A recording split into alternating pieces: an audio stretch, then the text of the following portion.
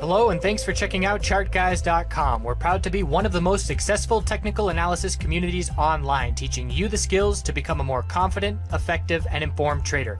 Join our community of hundreds of analysts worldwide working together to learn the charts, generate profit, and achieve financial independence. For access to daily live chart analysis and market coverage, a thriving chat community, along with dozens of hours of exclusive educational materials. We look forward to seeing you. Let's check out some charts. Hello everyone, certainly another exciting day out there. We'll take a look at SPY, oil, QQQ, financial sector, and also want to take a look at gold.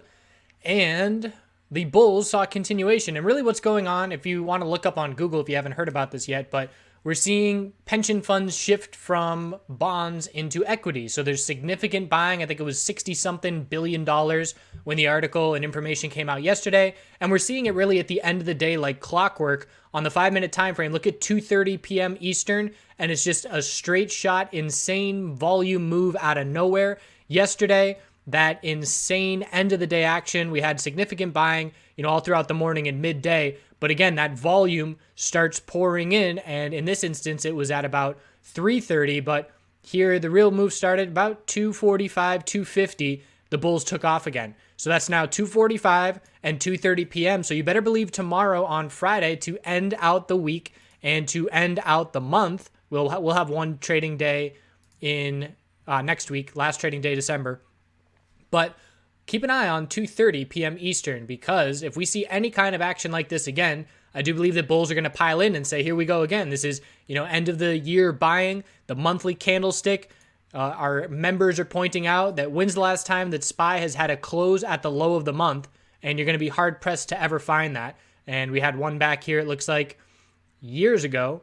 But other than that, it's not often. You see at least some of a lower wick of buying at the end of the month. So that's what's going on right now. The question is going to be is how much follow through can the bulls get from here? And can this, life vest for the market hold up? So a very strong follow through close. I was not a hero and did not hold on to my position today. I did exit this morning. And the reason for that exit is because there was no support established below the low of pre-market. As soon as we broke the low of the day in the morning, I said, all right, risk to reward, not worth it for me here. Lock in that profit. And again, I had no support levels to go off of, and that's not a scenario that I like to be in. And then, of course, at the end of the day, the bulls show up, and that's not the kind of move that I say, oh, darn, I should have held, because, I'm not going to try and hope for an anomaly at the end of the day with insane buying pressure to bail me out and keep me seeing follow through in that trade. So where I stand right now, I'm back to all cash. Just like when you have a loss and you need to step away and clear your mind, I do that after a win as well. So today, aside from managing that 25% of a position I had left, I had no interest in trading. Yesterday was a big win, and I want to clear my emotions, clear my mind, start with a fresh, clean slate, and I'm going to be doing that tomorrow with a game plan. And we're going to be looking for the potential of consolidation again here. We consolidated during extended hours after the big run up yesterday. Here's another big run up. And the question is, are we going to consolidate overnight and look to form an hourly high or low from this move as well? 4-hour trend change very clear with a higher low and higher high. And now we're just getting ready for bearish entries on the daily time frame. When the hourly uptrend is lost, that's the first indication that our daily lower high has been set.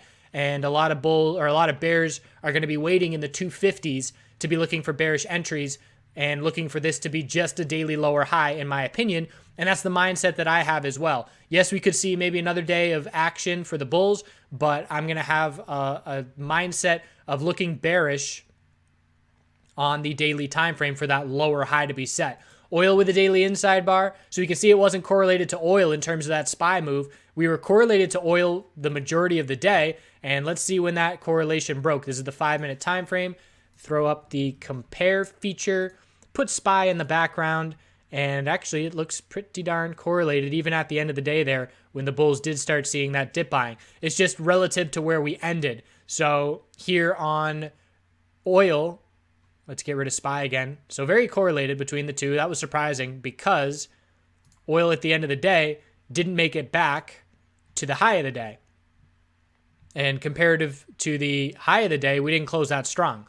SPY closed at the high of the day. So big difference in where we closed on the daily candlestick, but the 5-minute tick for tick action was very correlated. So what we're going to be looking at now on oil is, can we shift this momentum and start forming hourly higher lows and higher highs again to try and head up to 46.97, the top of our bull move yesterday? If we can, that's only going to help the SPY bulls try and end this week strong, looking for continuation as well. Inventory report for oil is tomorrow due to the holiday week. There's QQQ closing up at the high of the day. The hourly time frame, straight shot for the bulls out of nowhere. Resistance is fairly limited. We've got 154.09 as a resistance level, and then 155.87 as another level to be watching.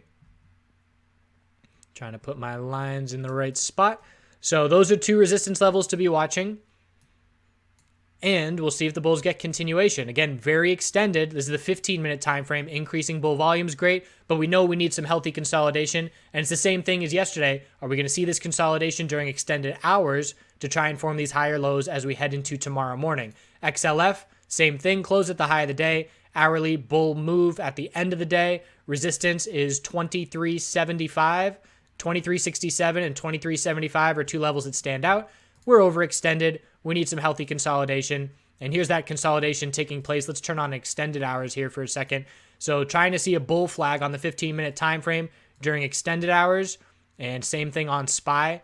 So bulls healthy, and again, would not be surprised to see another strong end of the day tomorrow to end the week. But my longer term perspective is looking for that daily lower high. Gold is still strong, and that's another thing to point out, is that gold is the safe haven, and we're not seeing a sell-off in gold. People are holding on to their gold at this point. It's a strong weekly time frame, just in terms of changing the trend, trying to see the bull first cross of this bull 12 and 26 period, which has had good signals over the last few years. So looking for follow-through after that signal. And again, the fact that the market is bouncing significantly and people are not selling off gold is a bit notable in terms of people not really trusting this market just yet. So the question is, for me, if this pension, rebalancing wasn't going on, where would the market be right now? And the answer would be very weak still. So the question is now, when this pension rebalancing is done, is that just going to set our daily lower high and we're going to start to fade back down again? And that's what a lot of bears are counting on. So that's what we're going to keep an eye on. Tomorrow morning, we'll start the day. We'll have a clear support level established at the low of consolidation up to that point. If the bulls can hold that low of consolidation through the trading day and break the high of today for continuation, that would be a great sign for some follow through.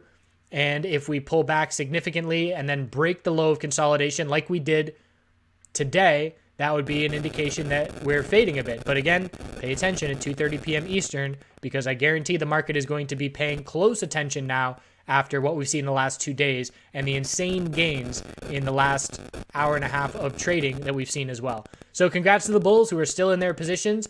At this point, like I said, all cash, patiently waiting for a bearish entry opportunity and not going to rush it. It might take, we could see this buying pressure last until the end of the year, so that monthly candlestick is not as brutal. Everybody is talking about the headlines, worst December since the Great Depression. Well, if we see another 2 green days, that worst December is not really going to be the case. We've already at this point bounced very significantly off of the low, and another 2 green days would only add to that.